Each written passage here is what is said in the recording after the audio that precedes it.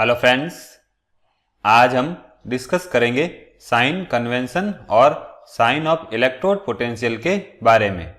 देखिए, किसी भी इलेक्ट्रोड का जब पोटेंशियल फाइंड आउट करते हैं तो उसको स्टैंडर्ड हाइड्रोजन इलेक्ट्रोड के साथ अटैच करते हैं और इस केस में जो सेल का ईएमएफ होता है वो ही उस इलेक्ट्रोड का पोटेंशियल होता है, क्योंकि हम स्टैंडर्ड हाइड्रोजन इलेक्ट्रोड का जो पोटेंशियल है उसको जीरो लेते हैं। अब इस मेथड के थ्रू जब इलेक्ट्रोड का पोटेंशियल फाइंड आउट करते हैं तो उसका साइन क्या होगा, मींस उसका साइन पॉजिटिव होगा या उसका साइन नेगेटिव होगा।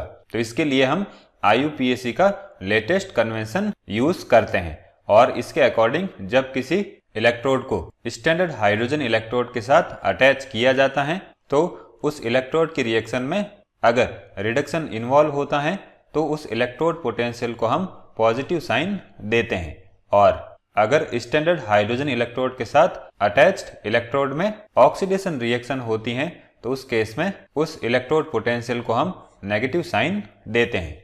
अब इसको एग्जाम्पल से समझते हैं। देखिए, अगर हम कॉपर इलेक्ट्रोड को स्टैंडर्ड हाइड्रोजन इलेक्ट्रोड के साथ अटैच करते हैं तो उस केस में कॉपर इलेक्ट्रोड पर रिडक्शन होता है और ये रिएक्शंस होती हैं। जैसे कॉपर इलेक्ट्रोड की बात करें तो इसमें कॉपर 2+ आयन 2 इलेक्ट्रॉन्स गेन करके सॉलिड कॉपर में कन्वर्ट हो जाता है।